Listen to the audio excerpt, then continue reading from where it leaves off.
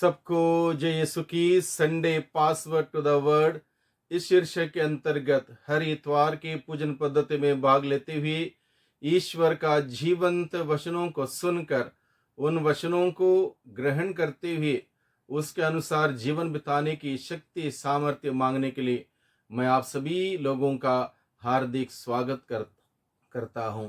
आज सामान्य काल के 22वें इतवार की पूजन पद्धति में हम सभी भाग लेने वाले हैं और आज के दिन में प्रभु अपने वचनों के द्वारा हम सबों से बातें करते हुए हमें बताता है शुद्धता क्या है और अशुद्धता क्या है। और इसी बात को लेकर शास्त्री फरीसी यीशु के पास आके सवाल करने लगे थे। इसलिए प्रभु यीशु मसीह हम सबों को आज के पूजन पद्धति के द्वारा अपने वचनों के द्वारा हम सबों को सिखाता है जो असली शुद्धता क्या है और अशुद्धता क्या है, असली धार्मिकता क्या है और अधर्म का कार्य क्या है। इन बातों को लेकर प्रभु अपने दृष्टिकोण को हमारे सम्मुख रखते हैं, साथ ही साथ शास्त्री फरीसियों का दृष्टिकोण को हमारे सामने रखते हुए हमें सचेत करते हैं।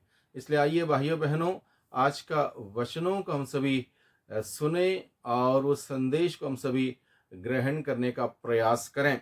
तो आज के सुसमाचार में से मुख्य रूप से बार बार एक शब्द को दोहराया गया है, वो शब्द है परंपरा। यहाँ पर लिखा है पुरखों की परंपरा के अनुसार फरीसी और सभी यहूदी बिना हाथ धोए भोजन नहीं करते। बाजार से लौट कर वे अपने ऊपर पानी छिड़के बिना भोजन नहीं करते और अन्य बहुत से परंपरागत रिवाजों का पालन करते हैं। यानी कि शास्त्री फरीसियों ने परंपरागत रिवाजों पर जोर दिया, परंपरा के रिवाजों पर उनकी धार्मिकता निर्भर रही। जैसे कि यहाँ पर लिखा है हाथ धो के ही रोटी खाना है, सिर पर पानी डाले बगैर बाजार से जब घर आते हैं घर के अंदर प्रवेश नहीं करेंगे, बर्तनों को शुद्धिकरण का एक नियमावली, इस प्रकार से बहुत सारे परंपरागत नियम जिसका पालन करते थे। और इस प्रकार से वो सोचते थे हम बहुत ही धार्मिक जीवन बिता रहे हैं। लेकिन पुरखों की परंपरा बाहरी रूप की परंपरा है। और आज के वचनों को समझते हुए दूसरा बिंदु पर हम देखते हैं। पहले बिंदु में हमने देखा परंपरा पर जोर देने वाले शास्त्री फरीसी। दूसरा बिंदु पर हम देखते हैं पुरखों की परंपरा बाहरी रूप की परंपरा, यानी कि जितने भी उनकी परंपरा की धार्मिक नियम थे ये नियम बाहरी रूप के थे। यानी कि बर्तनों को शुद्धि करना, सिर पर पानी डालना, हाथ धो के रोटी खाना, ये सब बाहरी प्रकार का है, यानी कि बाहरी रूप का है। प्रभु यीशु मसीह ने इस प्रकार की धार्मिकता पसंद नहीं की, क्योंकि केवल हाथ धोने से हमारा दिल साफ नहीं होता, हमारा मन साफ नहीं होता। केवल क्या बोलते हैं सिर पर पानी डालने से हमारे मन के विचार अगर गलत हैं बदल नहीं सकते। इसलिए प्रभु इस प्रकार के एक परिवर्तन का धार्मिकता, एक इंसान को नया बनाने की धार्मिकता प्रभु यीशु मसीह चाहते थे। तो तीसरे बिंदु में हम देखते हैं प्रभु यीशु आंतरिक शुद्धिकरण चाहते हैं। प्रभु यीशु चाहते हैं कि आंतरिक शुद्धिकरण केवल बाहरी रूप का नहीं, हाथ धोने से नहीं, सिर धोने से नहीं, पैर धोने से नहीं, जो कि परंपरागत लोग करते थे। लेकिन प्रभु क्या चाहते हैं, मन शुद्ध हो, दिल साफ सुथरा हो, पवित्र हो, मन से निकलने वाले विचार अच्छे हों, मुंह से निकलने वाली बातें अच्छी हों। ऐसे एक शुद्धिकरण का, यानी कि प्रभु यीशु मसीह आंतरिक शुद्धिकरण की धार्मिकता एक परंपरा हमें हमारे सम्मुख रखते हैं। चौथा बिंदु में हम लोग मनन चिंतन करते हैं मनुष्य ने बनाई हुई परंपरा के लिए ईश्वर की आज्ञाओं को मत टालो। प्रभु कहता है शास्त्री फरीसी मनुष्यों की बनाई हुई परंपरा को बनाए रखने के लिए ईश्वर के आज्ञाओं को टाल देते थे। यहाँ पर लिखा है आपके शिष्य पुरखों की परंपरा के अनुसार क्यों नहीं चलते, वे क्यों अशुद्ध हाथों से रोटी खाते हैं। ईसा ने उत्तर दिया, ईसायास ने तुम ढोंगियों के विषय में ठीक ही भविष्यवाणी की है। जैसा कि लिखा है, ये लोग मुख से मेरा आदर करते हैं परंतु इनका हृदय मुझसे दूर है। ये व्यर्थ ही मेरी पूजा करते हैं और ये जो शिक्षा देते हैं वे मनुष्यों के बनाए हुए नियम मात्र। तुम लोग मनुष्यों की चलाई हुई परंपरा बनाए रखने के लिए ईश्वर की आज्ञा टाल देते हो। यानी कि प्रभु यीशु मसीह को ये बात पसंद नहीं आई, केवल मनुष्यों की बातें, मनुष्यों के ओपिनियन बनाए रखने के लिए ईश्वर की आज्ञा को टालना। इसलिए प्रभु यीशु ने कहा ऐसी धार्मिकता ठीक नहीं है, सही नहीं है और इंसान को ईश्वर में नहीं बढ़ाता है ऐसी धार्मिकता। प्रभु यीशु मसीह कहता है कि ऐसी धार्मिकता हो जो इंसान को निरंतर ईश्वर के साथ अपना रिश्ता संबंध बुलंद करने वाला हो, जोड़ने वाला हो, और वो धार्मिकता इंसान को ईश्वर के और नजदीक ले चलने वाला, ऐसी धार्मिकता प्रभु यीशु मसीह चाहते हैं। पांचवा बिंदु में हम लोग देखते हैं, जो मनुष्य में से निकलता है वह मनुष्य को अशुद्ध करता है।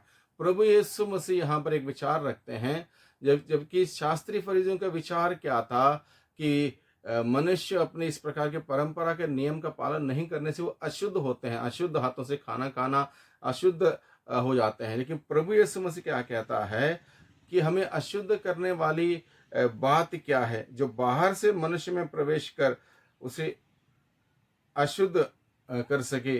प्रभु यीशु कहता है, सबके सब तुम लोग सबके सब मेरी बात सुनो और समझो, ऐसा कुछ भी नहीं है जो बाहर से मनुष्य में प्रवेश कर उसे अशुद्ध कर सके, बल्कि जो मनुष्य में से निकलता है वही उसे अशुद्ध करता है, क्योंकि बुरे विचार भीतर से ही अर्थात मनुष्य के मन से निकलते हैं। वे विचार चोरी, हत्या, परघमन, लोभ, विद्वेष, छल, कपट, लंपटता, ईर्ष्या, झूठी निंदा, अहंकार और मूर्खता, ये सब बुराइयां भीतर से निकलती है और मनुष्य को अशुद्ध करती है। इसलिए प्रभु हमें सिखाता है हमारे मन के विचार कैसे हैं, इसको देखने की जरूरत है। दिल की भावनाएं कैसी हैं, क्योंकि वहीं से उत्पन्न होता है बुराई, और वहां से उत्पन्न होकर हमारे मुंह से जो बातें निकलती हैं वही हमें अशुद्ध कर सकते हैं। इसलिए इन सभी प्रकार की अशुद्धता से बचने के लिए प्रभु हमें बुलाता है। केवल बाहरी रूप से जितना मर्जी हम हाथ धोएं, जितना मर्जी हम स्नान कर लें, लेकिन हम शुद्ध नहीं होंगे जब तक हमारा मन शुद्ध ना हो, दिल पवित्र ना हो, तब तक असली शुद्धता हमें प्राप्त नहीं होगी। इसलिए प्रभु यीशु मसीह शास्त्री फरीसियों की बाहरी रूप रेखा की शुद्धता का खंडन करते हैं और असली शुद्धता के लिए प्रभु हम सबों को बुलाते हैं कि हमारा विचार हम पवित्र रखें, हमारी बोली पवित्र रखें, हमारा दिल साफ सुथरा रखें। इस प्रकार से हम एक सच्ची धार्मिकता का जीवन बिताने के लिए हम अग्रसर हो जाएं।